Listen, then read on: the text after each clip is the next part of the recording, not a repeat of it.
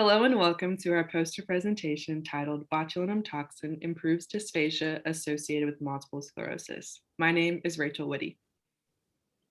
And my name is Kristen Napier. To start us off, we have provided some background information on the areas of multiple sclerosis, dysphagia, and botulinum toxin. Multiple sclerosis is a neurological disorder that attacks the myelinated sheath, impacting your immune system. Dysphagia is known as a difficulty of moving food from the mouth to the stomach that occurs in 1 in 25 adults per year and 9 in 1,000 children per year. A treatment for MS and dysphagia would be botulinum toxin, also known as Botox. Botox is a drug created from a toxin produced by the bacterium Clostridium botulinum. The injections weaken or paralyze certain muscles or even block certain nerves. Our clinical scenario includes our client Jennifer, a 36-year-old female diagnosed with MS 6 years ago and dysphagia 4 years ago, and she has now been referred to us by a neurologist. She's shown signs of swallowing difficulty for both liquid and solid foods, with frequent aspiration during or right after meals. She also needs help in assisting with feeding. Jennifer also explains how she avoids certain foods that feel like they are sticking. Her clinical bedside swallowing evaluation showed reduced bolus size variations, prolonged oral and pharyngeal transit times, and coughs after swallowing of thin liquids. The video fluoroscopic swallowing study, VFSS, showed signs of upper esophageal hyperactivity, as well as coughing and aspiration during swallowing of thin liquids. Her recommendations are no straws, small bites and sips, and a liquid wash. Her goal has been to safely consume her meals in all settings to meet her nutritional needs. Since being diagnosed, Jennifer has tried several different treatment options for dysphagia, but none have shown major progress for her swallowing function. From our client's clinical scenario, we developed our focused clinical question. For adults with multiple sclerosis, what is the effect of botulinum toxin on swallowing function? This clinical question includes several inclusion and exclusion criteria. Inclusion criteria concludes studies that reported effects of botulinum toxin for adults with MS and dysphagia, printed in English and within the last 10 years, 2010 to 2020. Exclusion criteria concluded studies that primarily reported performance of other dysphagia treatments, such as biofeedback, electrical stimulation, maneuvers, were excluded. Other diagnoses such as Parkinson's, ALS, cerebral palsy were also excluded. Key terms related to our focus clinical question, such as multiple sclerosis, dysphagia, swallowing, botulinum toxin, and swallowing function, were applied to guide the search.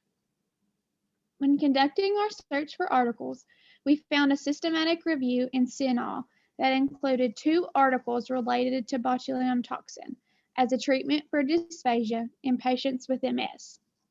The first article, Alfonsi 2011, was outside of our inclusion criteria, where it included other diagnoses.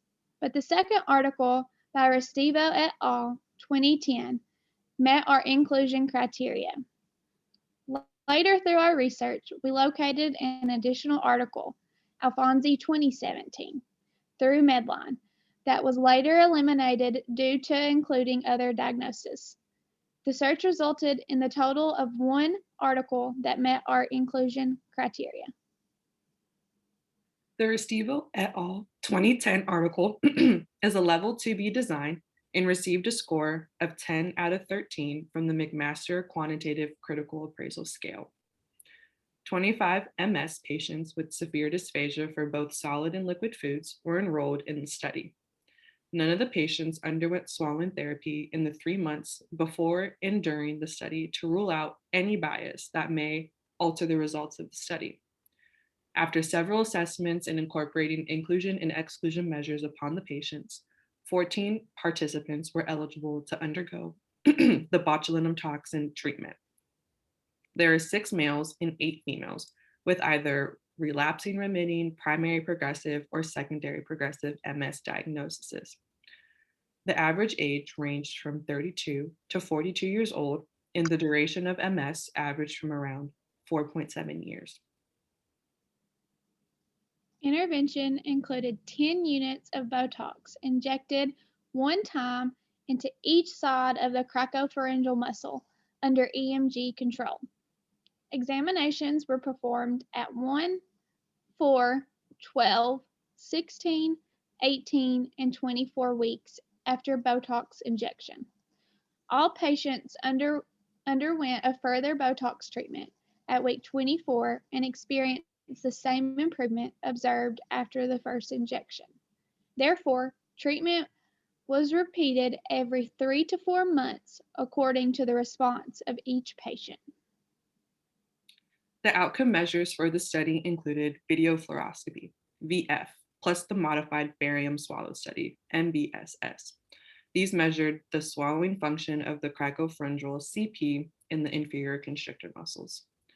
The electromyography, EMG, measures the swallowing function of the CP in the inferior constrictor muscles through concentric needle electrodes to determine the CP muscle pause.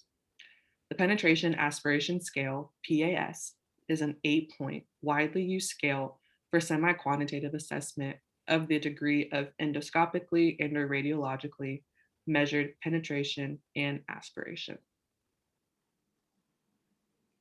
After a single Botox injection in each side of the CP muscle, dysphagia completely disappeared in 10 of 12 patients and improved significantly for the remaining participants. The VF and MBSS showed baseline at reduced pharyngeal clearance and incomplete CP opening. At post-treatment, there was normal pharyngeal clearance and CP opening. The EMG results were at baseline showed mean pause of CP muscle was 132, plus or minus 96.7. Post-treatment showed mean pause increasing after 1 week, 375 plus or minus 89.2. The PAS showed the mean score improved when compared to the baseline measures. The score before went from 6.8 and score at 1 week went to 1.4. Current evidence suggests a potential benefit from Botox treatment in patients with MS and dysphagia associated with upper esophageal sphincter, UES, hyperactivity outcome measures. Advantages Botox can be performed in outpatient clinics and can be repeated when symptoms reappear. Disadvantages can be the diffusion of Botox into the nearby laryngeal muscles might lead to laryngeal muscle weakness, paralysis, or to worsening of the pre-existing dysphagia. Treatment must be performed under electromyographic guidance by an expert operator to identify the target muscle and to rule out the possible diffusion of the botulinum toxin into nearby districts.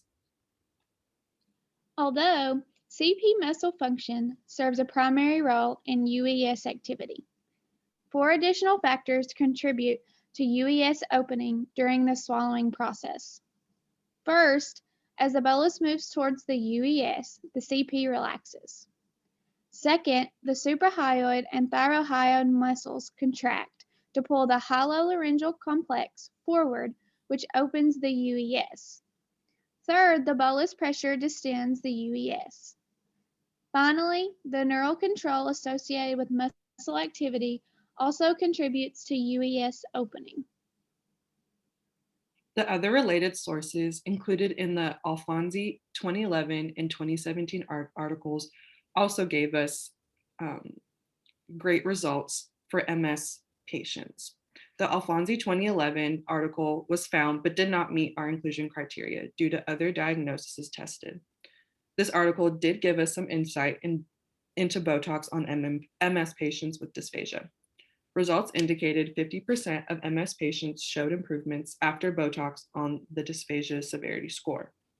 The Alfonsi 2017 article results gave out of 12 MS participants with dysphagia, 7 of the 12 had a high response to the initial Botox injection, while 2 of them had a low response and 3 of them had no response at all. On the second round of Botox injection, 3 patients had a high response, 5 had a low response, and 4 had no response to the injection. Based on the evidence, we would not incorporate Botox into Jennifer's treatment.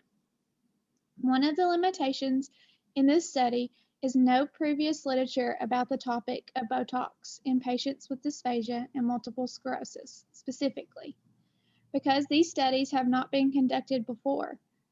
Due to this limited literature, we suggest future research of a full-scale randomized control study, which is warranted to expand our knowledge upon the impact Botox has specified to this population. And here are our references. We both gained so much knowledge while conducting this research, and we hope you enjoyed our poster presentation on how botulinum toxin improves dysphagia associated with multiple sclerosis. Have a great day.